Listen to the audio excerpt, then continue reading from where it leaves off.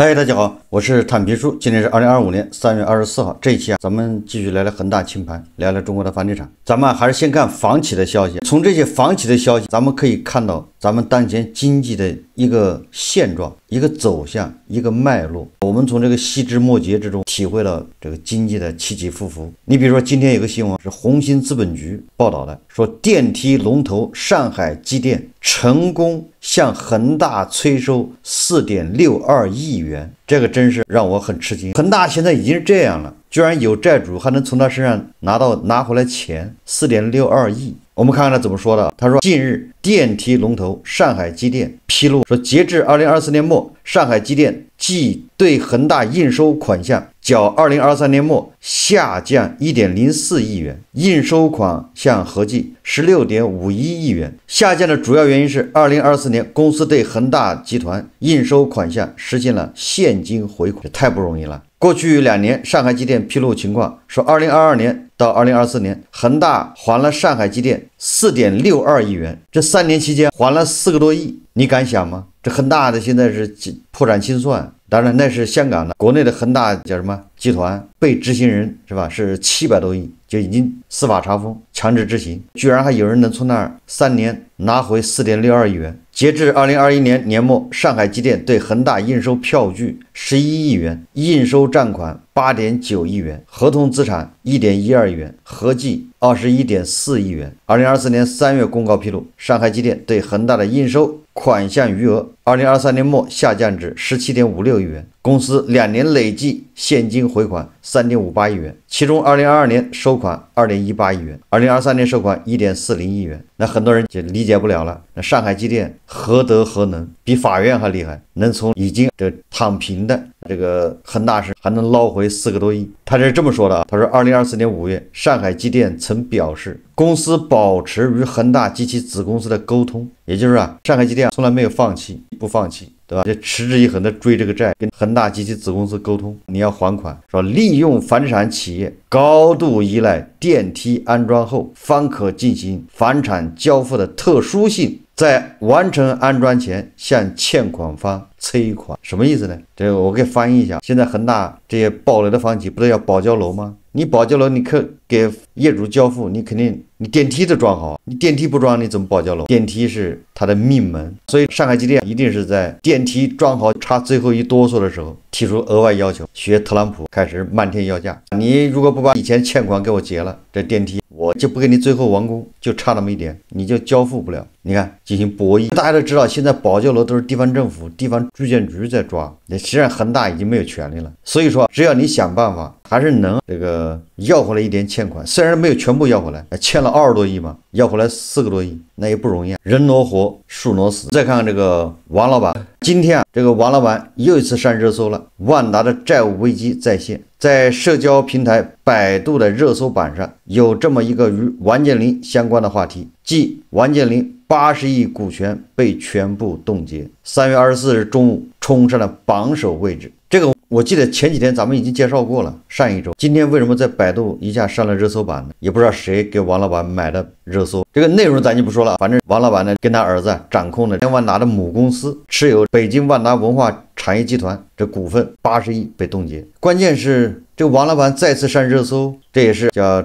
吃瓜群众也不嫌事小不嫌事大。3年前王老板还是吃香的喝辣的，叱咤风云。从2022年应该是春节那前后，王老板去白马寺烧香，从那时候开始，王老板无时无刻不在水深火热之中，在受煎熬。王老板他不是手上没牌，相反王老板手上牌很多，他有400多家万达广场，但是最惨的是他牌都出不去，他有牌出不去。我们再看一下这个楼市的一个情况，最近这半年每天都是中介或者媒体在报道深圳二手房爆火，上海二手房成交创新高。我想这个大家都耳朵都听起了茧了，现在终于累了。根据媒体报道，深圳二手房成交量上一周首次出现周度下滑，春节之后，深圳二手房网签量连增6周，恰恰在上一周开始，二手房成交量已经开始下滑了。这是不是见顶？不大好说。如果按月算，很有可能是小阳春见顶。这个深圳的二手房有个特点，当前的成交量明显的超过2023年和2024年，就是同比那时候要强，但是比2024年4季度环比是在下降。这个实际上已经说明了问题，拐点已到。不光是深圳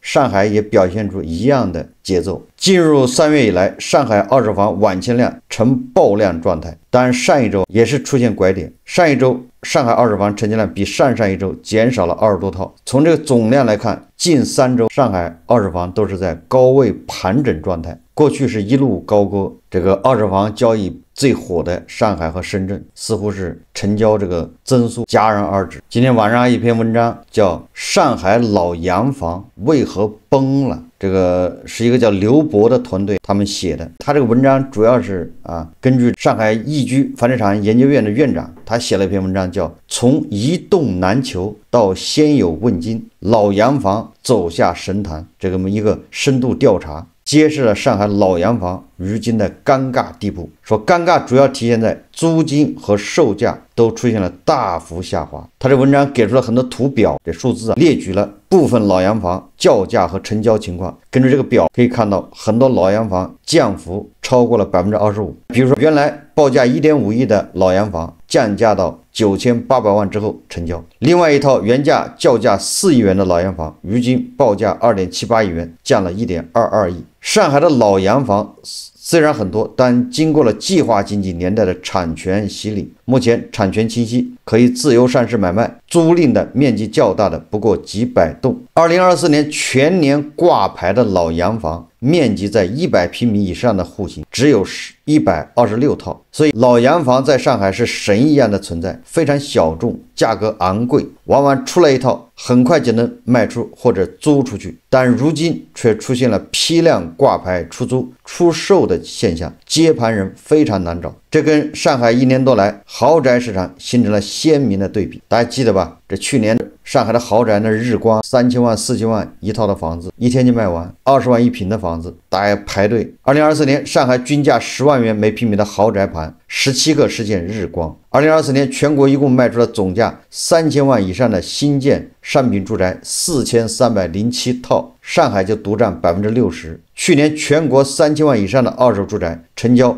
1477套，上海独占 43%。 也就是大家就觉得奇怪，上海豪宅新房这么火爆，但是另外一边上海的老洋房价格崩塌，直接跌价1/4，还卖不掉也租不掉。一边是海水，一边是火焰，同样都发生在上海。这个文章他说这种怪现象是如何发生的？他说原因大概有几个。第一个，他说上海对外资的吸引力有所下降，尚未完全恢复到疫情之前。外资企业投资中国主要有2个入口，一个是香港，另外一个就是上海。而上海吸引的外资有 65% 左右是通过香港转口的。当一家跨国公司准备设立中国区总部，面向内地开展业务的时候，有2/3的几率选上海。你比如说特斯拉，但是所以上海一直都是外企之都，外企可能把工厂放在苏州、东莞、宁波，但区域总部往往选上海。跨国公司往往给中高级职员提供高额的住房补贴，鼓励你在当地租房而不是买房。一般来说，如果你买了房子，公司就会取消住房补贴。所以上海高档住宅租赁市场老外占比比较高。以90年代红极一时的芝大厦为例，当时住户基本上都是老外，为了服务好他们，管理处一度聘用了9个国家的员工，提供各种语言服务。至今这个有点过气了的老网红仍然每平米每月管理费30元。上海数量不多的老洋房，此前租户往往都是跨国公司高管，每月动辄租金10到20万人民币，但他们全额报销，根本不在乎价格。来自上海统计局的数字可以看到，去年全年上海实际利用外资同比下降 26.6%。今年1月又同比下降10.3%。当然，这个数字人民日报已经说了，不能这么简单的看，下降都是低质量的外资啊，增长的是高质量的外资。虽然引用外资总量是下降的，那下降的那都是低质量的，自己跑了，留下来的新进来的都是高质量的，人数有点少，高质量的人一少，房子租不出去，有利有弊，只能这么说。去年中国出台了一系列单边免签证和支付便利措施，来华外国人大幅反弹，但这些人都是游客，而不是长期来华工作的商务人士。游客对当地经济的拉动是非常小的，还得靠这种商旅人士。那第二个原因呢，说网红工作室、设计类企业收入普遍下滑。上述两类企业非常喜欢租老洋房，因为老洋房自带流量，可以彰显公司的网红气质、设计感、文化内涵。过去2年，这些企业收入普遍下降，很难撑住每月10到20万的租金。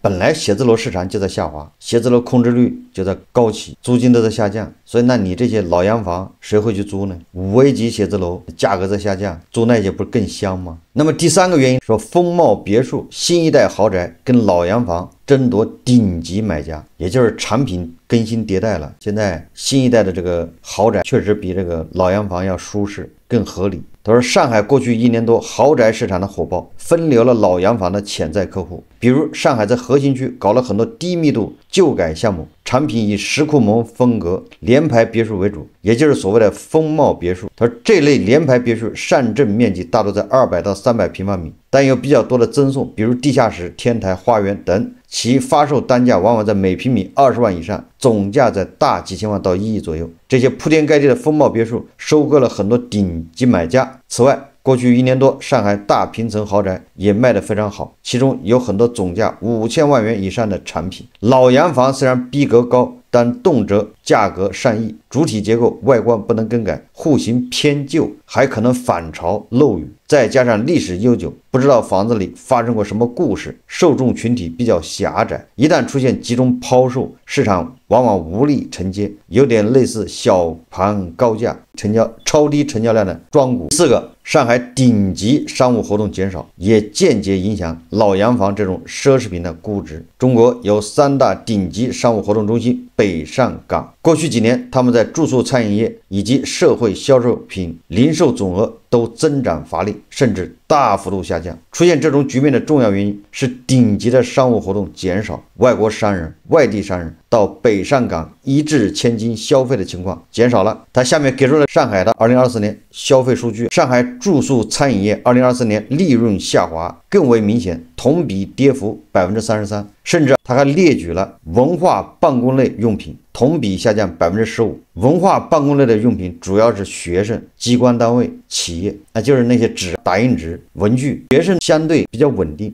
这就是24年和23年比。那你这个用量少了，那是谁少了？那肯定就是办公。那办公为什么少？那就是因为企业规模缩小，新设企业减少造成的。当然了，我们还是要注意一下低质量的区别。他文章列了4个原因，3个是跟经济有关。第一个就是老外少了，还没有恢复到疫情之前。我记得口罩一放开之后，大量的住上海的老外就像刑满释放一样，对吧？很多是拖家带口，有的是自己一个人跑了回国了。我记得口罩期间，咱们不一个演员叫李立群，他不就正好困在上海吗？天天拍视频，一解封之后立马的跑了。像他这样的人非常多，怕了。而这样的人他还没回来，他们恐怕也不想回来了，那把房子就处理卖。他第二个原因就是网红工作室、设计师，一些老房子的这些喜欢租着老房子的，现在企业效益不。第三个就是新增的企业少，反正都是跟经济相关。这可是上海，所以我们通过这些文章这样的调研报告，我们了解了上海现在什么个情况。一边是新的豪宅日光，一边是老的豪宅卖不动，租不出去，价格暴跌。我想这个也给那些买新豪宅的人敲了一个警钟，就是这些豪宅你买了之后，现在是各种合理，因为它是新一代产品，但是你有个8年的，它也就变成老产品了，一样的会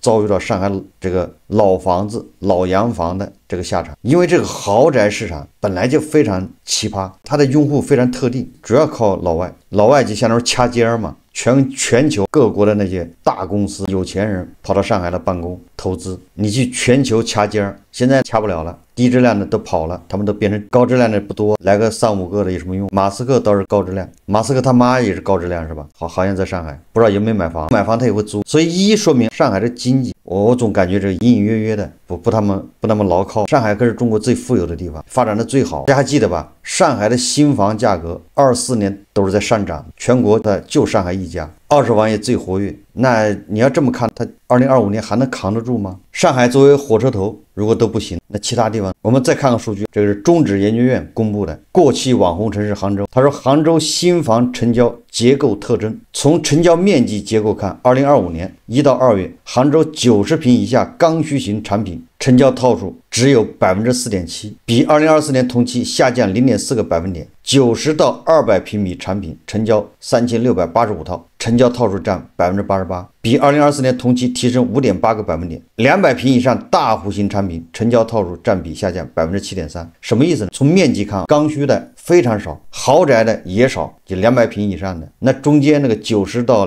200平的那都是改善嘛。也就是说，今年1到2月，杭州这个新房成交是以改善为主。从成交总价结构看，400万以上的产品成交套数占比 54%， 也就是说绝大部分房价总价在400万以下，也就是改善也是有限度的，超过400万改善不了了，没钱。这个比2024年同期下降 2.8个百分点。400到800万产品成交套数占比 36%， 较2024年同期下降 1.2个百分点。刚需减少，这个改善增加，这个意味着什么呢？我个人认为这意味着不可持续，也大量人都已经改善了，都改善过了，你还指望它改善吗？刚需的买得起的买了，刚需的已经没有了，看不到刚需增加，现在成交都是改善。如果现在成交全是刚需，那你就想着未来5年这些人要改善，对吧？他生了孩子，他赚了钱，他都要买个更大一点的。而现在的成交是以改善为主，那你指望着这些改善的人再过5年买豪宅是吗？买的别墅是吗？所以说这个难以为继。再说说租房市场，很多打工仔，很多韭菜买不起房，只能去租房，这很正常。但是这个租房你就会遇到各种各样的房东，什么提灯定损，什么扣着押金不给，什么还没到期把你轰走，各种各样都有。可以说租房也是一把辛酸泪。这个1818这个黄金眼看到一个报道说，二房东扣着1700押金，说退不退看心情，电话也不接。说小鱼之前租了一个单间，他说前段时间房子到期了，跟二房东说好了退租，临走前还把房间打扫整理了一遍，可最后二房东扣着1700块钱押金不退，还说退不退看心情。大家看视频。小鱼之前租住在杭州滨江区白鹤苑，采访时他已经退租，房子已经换了新的租客，进不去了。小鱼说，他租的是一个带卫生间的单间，月租1700元，押金也是1700元。今年2月17号到期，租期满后没有给我退还押金，然后房子继续出租出去了，没有说具体的原因。合同显示，跟小鱼签约的是一位聂先生。小鱼说，他了解到对方是二房东，他提早1周就告诉对方不续租了，还提前1天搬了出去。临走前把房间打扫整理了一遍，拍了视频发给对方。2月16号，对方表示人在义乌，等回杭州后再去看一下，没有回答押金的事情。等到2月18号，小鱼又问押金什么时候退，对方表示还没回来，要看了房子才会给他。2月20号，小鱼又去询问，对方不回复了。他那边没有任何说法，目前已经起诉他了。然后他跟法院的调解人员说会还的。我打电话询问他的时候，他说，等他什么时候心情好了，什么时候会考虑还给我。心情好了？对的。有没有跟你说什么理由不退给你呢？之前没有说过。中间大家有发生过什么矛盾或者什么之类的吗？中间没有任何矛盾，唯一的比较蹊跷的点就是2月17号租的房子嘛，提前1个星期交租，应该是每个月11号交房租，但是特别蹊跷，他每个月1号，甚至是每个月就是30号、31号这样的，就会催我们交租就是说他资金周转不过来，催我们去交租，跟其他租客商量过，也都是这个情况。采访时，小鱼拨打这位聂先生的手机号码和微信语音电话，对方都没有接听。他作为二房东的话，电话应该要准时接的。他也就是最近才不接我电话的。合同上的身份证号码显示，这位聂先生是2000年出生的，还挺年轻。记者等了一会儿后，用自己的手机打给对方，还是没有接听。发短信过去说明了情况，截至发稿没有收到回复。小鱼表示，合同上有对方的相关身份信息，起诉流程也不是很麻烦。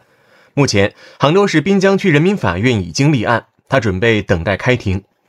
1818黄金眼记者报道。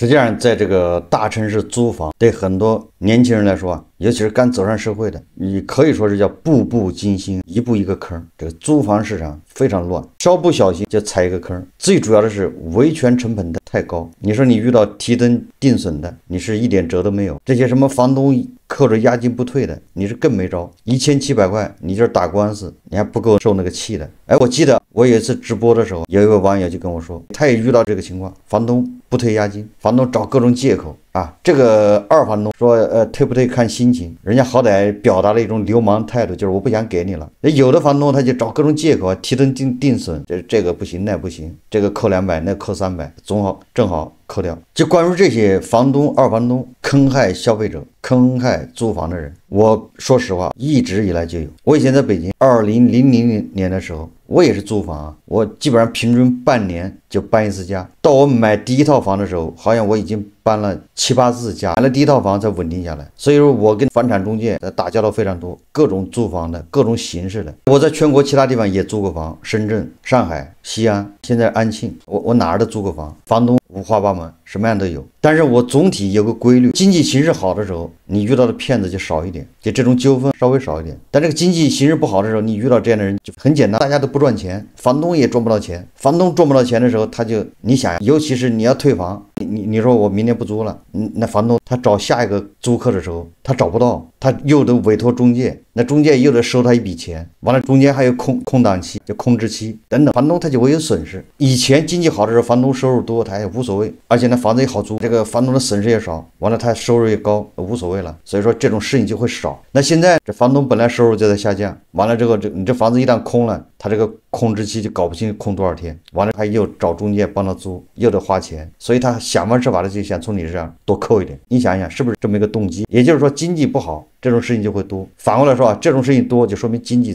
就越来越难，大家赚钱都难吗？我们从租房的人角度来说啊，一样的道理。现在大家赚钱本来就难，要失业，这个又是裁员降薪，你本来苦哈哈的租一个便宜的房子，结果你再找一个更便宜的房子，结果这个押金他不给你退，你就会更加闹心，这种事情就会更多。经济好的时候，你在升职，你在加薪，你在往更好的地方搬，有的时候押金扣一点都无所谓，只想早点少耽误时间，不要影响我奔向新生活，对吧？没空跟你计较，都是这么个心态。所以说啊，这个是咱们行之有效的一个判断经济走向的一个叫指标。你发现这种事情越来越多的时候，那就是经济越来越差；这种事情越来越少的时候，说明经济越来越好。好，这期节目啊，我们就聊到这里，感谢大家收看。如果喜欢我的节目，欢迎订阅、转发，也可以在下方留言评论，谢谢大家。